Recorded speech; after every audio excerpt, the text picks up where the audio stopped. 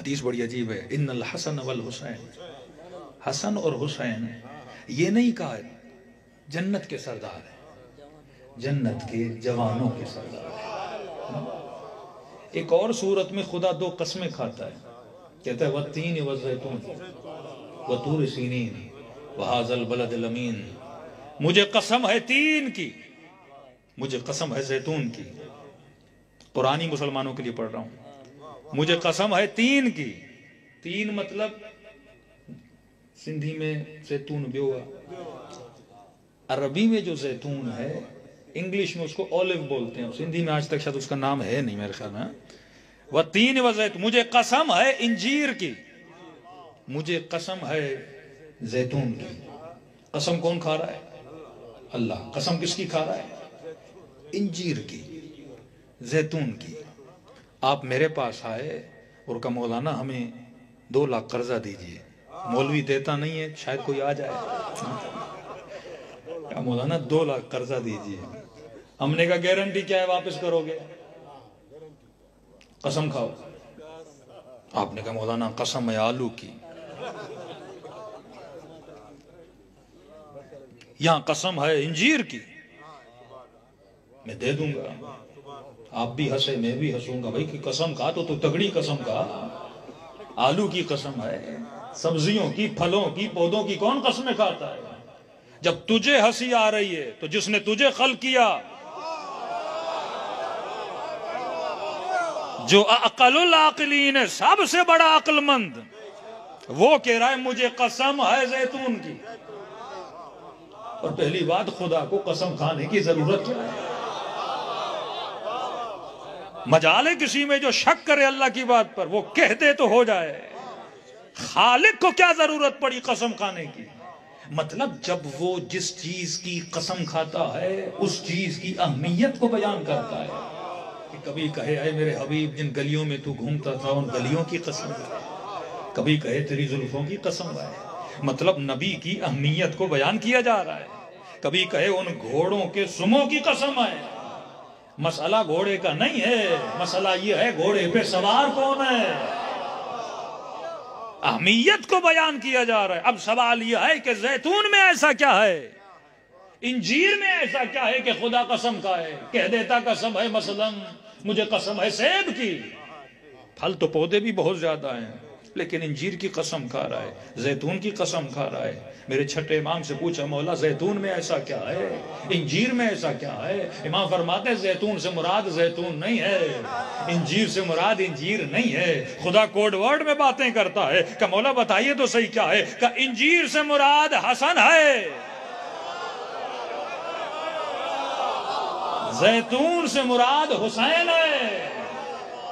پھر اشارہ کیا سورہ نور کی طرف، خدا کہتا ہے میں نے ایک شجر بنایا جو شجر زیتونیہ ہے، جو ہمیشہ جلتا رہتا ہے، جس کے تیل میں اتنی طاقت ہے جس نے اپنے شجر کو کھڑا کیا ہوا ہے۔ فرمایا زیتونیہ سے مراد یہی ہے، شجر حسینیہ ہے، اور تا قیامت نسل امامت اگر چلے گی تو حسین سے چلے گی، اور اپنے تیل سے چلتا ہے، یزید روشن ہے اپنے تیل سے، کا تیل سے مراد ہے خون حسین۔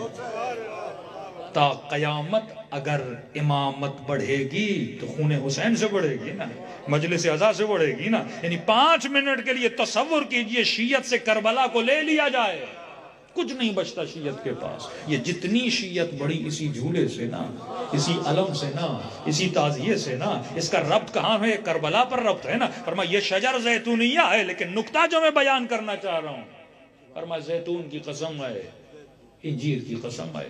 ریسرچ سنیے، جاپان کے 2 ڈاکٹرز نے ریسرچ کی کہ انسان بوڑھا کیوں ہوتا ہے، بڑھاپا کیوں آتا ہے انسان پر۔ ایک معجزہ بھی ہے کہ امام زمانہ آج تک زندہ ہے، میڈیکلی پرووڈ ہے کہ کوئی بندہ 1000 سال بھی زندہ رہ سکتا ہے۔ بوڑھا کیوں ہوتا ہے؟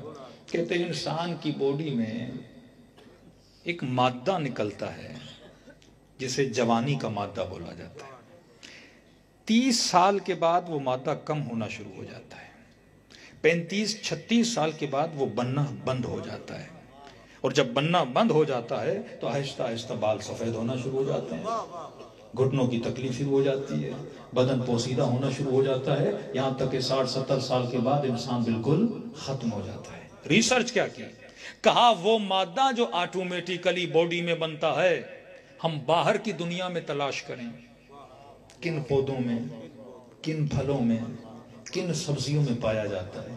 اب ریسرچ انہوں نے اتنی کی، ہر پھل، ہر سبزی، ہر جڑی بوٹی کو انہوں نے تلاش کیا، پوری دنیا گھومنے کے بعد ان کو جوانی کا مادہ 2 پھلوں میں ملا۔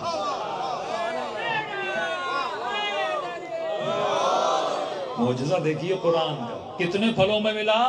2 پھلوں میں، ایک انجیر میں ملا، دوسرا زیتون میں ملا۔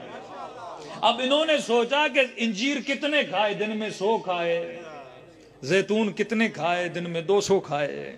اور پھر انہوں نے ریسرچ کرنا شروع کی، ڈوز کیا ہونا چاہیے، کتنی مقدار میں کھائے کہ بندہ باہر سے جوانی کا پروٹین اپنی باڈی میں ڈالے، تھوڑا بہت کیا رہے، جوان رہے۔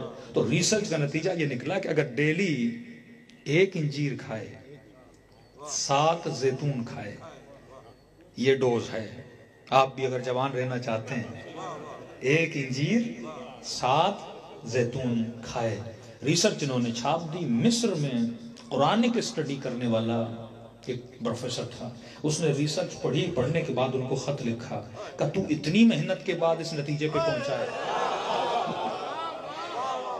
قرآن میں ہمارے رب نے 2 چیزوں کی قسم کھائی ہے، والتین والزیتون، اور جو ڈوز تو نے بتایا ہے، عالم تعجب یہ ہے کہ پورے قرآن میں 7 مرتبہ زیتون کا ذکر ہے،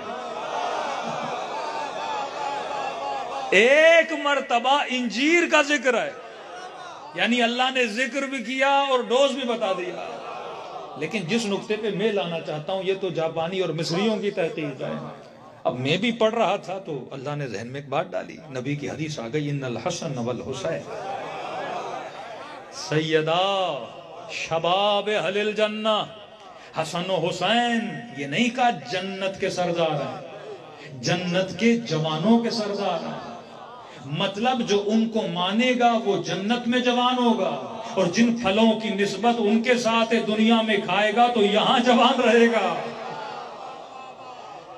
علی والے کا جسم بھی جوان، اور اہل بیت کا چاہنے والا جب جنت میں جائے گا وہاں بھی جوان رہے گا۔ تو اللہ اگر قرآن میں کسی چیز کو سمیٹ رہا ہے تو یہ برکت والی بات ہے۔ چھوٹی قسمیں پر کھولو گے تو اس میں بڑے بڑے